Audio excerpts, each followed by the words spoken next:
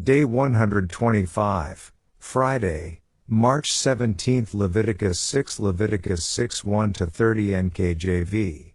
And the Lord spoke to Moses, saying, If a person sins and commits a trespass against the Lord by lying to his neighbor about what was delivered to him for safekeeping, or about a pledge, or about a robbery, or if he has extorted from his neighbor, or if he has found what was lost and lies concerning it, and swears falsely, in any one of these things that a man may do in which he sins, then it shall be, because he has sinned and is guilty, that he shall restore what he has stolen, or the thing which he has extorted, or what was delivered to him for safekeeping, or the lost thing which he found, or all that about which he has sworn falsely. He shall restore its full value, add 1/5 more to it, and give it to whomever it belongs, on the day of his trespass offering. And he shall bring his trespass offering to the Lord, a ram without blemish from the flock, with your valuation, as a trespass offering, to the priest. So the priest shall make atonement for him before the Lord, and he shall be forgiven for any one of these things that he may have done in which he trespasses. Then the Lord spoke to Moses, saying, Command Aaron and his sons, saying, This is the law of the burnt offering. The burnt offering shall be on the hearth upon the altar all night until morning, and the fire of the altar shall be kept burning on it. And the priest shall put on his linen garment, and his linen trousers he shall put on his body, and take up the ashes of the burnt offering which the fire has consumed on the altar, and he shall put them beside the altar. Then he shall take off his garments, put on other garments, and carry the ashes outside the camp to a clean place. And the fire on the altar shall be kept burning on it, it shall not be put out. And the priest shall burn wood on it every morning, and lay the burnt offering in order on it, and he shall burn on it the fat of the peace offerings. A fire shall always be burning on the altar, it shall never go out. This is the law of the grain offering. The sons of Aaron shall offer it on the altar before the Lord. He shall take from it his handful of the fine flour of the grain offering, with its oil, and all the frankincense which is on the grain offering, and shall burn it on the altar for a sweet aroma, as a memorial to the Lord. And the remainder of it Aaron and his sons shall eat. With unleavened bread it shall be eaten in a holy place. In the court of the tabernacle of meeting they shall eat it. It shall not be baked with leaven. I have given it as their portion of my offerings made by fire. It is most holy, like the sin offering and the trespass offering. All the males among the children of Aaron may eat it. It shall be a statute forever in your generations concerning the offerings made by fire to the Lord. Everyone who touches them must be holy. And the Lord spoke to Moses, saying, This is the offering of Aaron and his sons, which they shall offer to the Lord, beginning on the day when he is anointed. 1/10 of an ephah of fine flour as a daily grain offering, half of it in the morning and half of it at night. It shall be made in a pan with oil. When it is mixed, you shall bring it in. The baked pieces of the grain offering you shall offer for a sweet aroma to the Lord. The priest from among his sons, who is anointed in his place, shall offer it. It is a statute forever to the Lord. It shall be wholly burned. For every grain offering for the priest shall be wholly burned. It shall not be eaten. Also the Lord spoke to Moses, saying, Speak to Aaron and to his sons, saying, This is the law of the sin offering. In the place where the burnt offering is killed, the sin offering shall be killed before the Lord. It is most holy. The priest who offers it for sin shall eat it. In a holy place it shall be eaten, in the court of the tabernacle of meeting. Everyone who touches its flesh must be holy. And when its blood is sprinkled on any garment, you shall wash that on which it was sprinkled, in a holy place. But the earthen vessel in which it is boiled shall be broken. And if it is boiled in a bronze pot, it shall be both scoured and rinsed in water. All the males among the priests may eat it. It is most holy. but no sin offering from which any of the blood is brought into the tabernacle of meeting, to make atonement in the holy place, shall be eaten. It shall be burned in the fire. Daily Deep Dive, verses 1 to 7. Here's an excerpt from the book The Law of the Offerings by Andrew Jukes. Here the trespass is defined as wrong done to God or wrong done to a neighbor. We read of violently taking, deceitfully getting, and swearing falsely about that which is found. In every case of trespass, wrong was done. There was an act of evil by which another was injured. And the offering this act, the trespass offering, was offered by the offerer, not because he was evil, but because he had done evil. Page 174. Later he adds in the trespass offering, besides the life laid down, the value of the trespass, according to the priest's valuation of it, was paid in shekels of the sanctuary, to the injured party. Then, in addition to this, a fifth part more, shekels also, was added to the sum just spoken of, which together with the amount of the original wrong or trespass, was paid by the trespasser to the person trespassed against. Page 177. Here we see a principle that when we've done wrong against someone, it's not enough to make something right, we are to do more, so that the loss is more than remedied, the wrong more than righted. We also see in the trespass offering God's fair justice. If God only required a life of an animal to be given, as in the case of a sin offering, then the injured party would not have satisfaction, they would still be injured.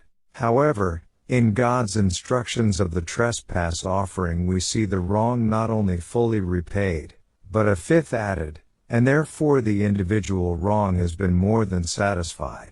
Here the injured person becomes a gainer. Verse 9, the UCG reading plan states, this section is basically a review of the various offerings, albeit with many interesting additional bits of information. One fascinating fact we find in this passage is that the fire upon the altar was to be kept burning. Leviticus 6:9, 12-13. The Nelson Study Bible comments, the fire on the altar was never to go out. This was accomplished at night with a burnt offering that was not extinguished. It could have been stoked with wood through the night to keep it burning. After being renewed in the morning, with wood, cv. 12, the fire was kept going throughout the day for the succession of various offerings. 5 times in this paragraph the priests are instructed to keep the fire burning. There are at least 3 reasons for this.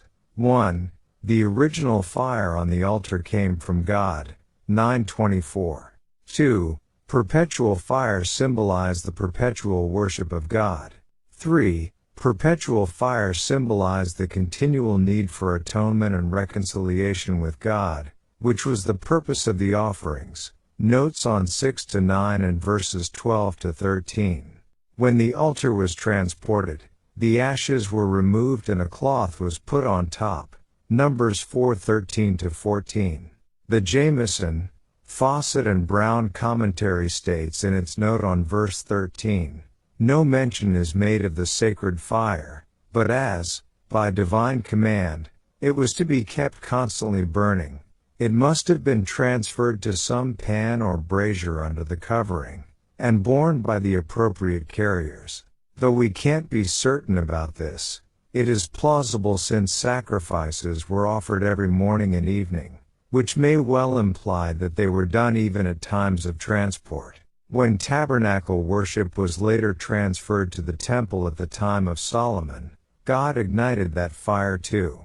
However, it is not known whether the same fire was kept burning through periods of apostasy when temple worship was abandoned, although it certainly could have been.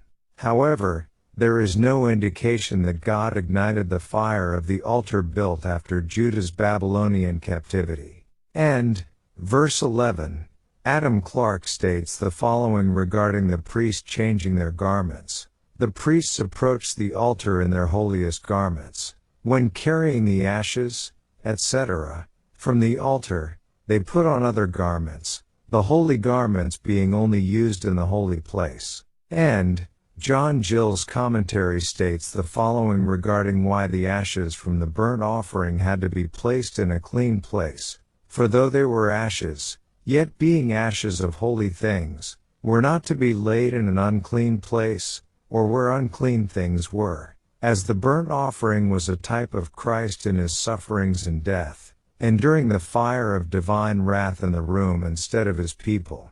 So the carrying forth the ashes of the burnt offering, and laying them in a clean place, may denote the burial of the body of Christ without the city of Jerusalem, wrapped in a clean linen cloth and laid in a new tomb, wherein no man had been laid. Matt _2759. And, verse 17, the burnt offering was wholly consumed by God and was not eaten by the priest. Therefore, it is not referred to here in the context of where the priest had to eat the grain, sin and trespass offerings. Additionally, the peace offering, being made available to the common Israelite, was not eaten in a holy place. Verse 23, just like the sin offering for the priest, couldn't be also eaten by the priest, otherwise, he would benefit from the sin offering. Here we see that when a priest offered the grain offering, he couldn't eat what would normally be his portion of the grain offering, because the grain offering was not eaten by the offerer, one giving the offering, as it was outward focused as the fruit of one's life devoted to God and his neighbor. Verse 26 Ellicott's commentary states, God gave the sin offering as food for the priests to bear the iniquity of the congregation, and to make atonement for them. Leviticus 10:17. It constituted a part of their livelihood. Ezekiel 44:28-29. The officiating priest to whom fell this perquisite could invite not only his family but other priests and their sons to partake of it. Covetous priests abused this gift. Hosea 4:8. And, verse 28, the Benson commentary states, this relates, not to the consecrated vessels of the tabernacle, for none of these were of earth, Exodus 27:19, but to such vessels as were sometimes employed by private persons in dressing the meat of their sacrifices, whereof we have an example, 1 Samuel 2:13-14. These, after the flesh of the sacrifice had been boiled in them, were to be broken, in order that what retained the smallest tincture of the holy things might not be profaned by being afterward employed in common use. If it be sodden in a brazen pot, it shall be scoured. Vessels of brass, being more solid, and less apt to imbibe the moisture, might be thoroughly cleansed from all tincture of the sacrifice by washing and scouring, and therefore were not to be broken. Besides, being of considerable value, God would not have them destroyed unnecessarily. And, verse 30, the John Gill's commentary states, every offering, and so every sin offering, was killed in the court of the tabernacle, on the north side of the altar, and the blood of some of them, as on the Day of Atonement, was carried within the veil and sprinkled on the mercy seat for reconciling the holy place, and making atonement for it. Now the flesh of such sin offerings might not be eaten by the priests, though all others might. And,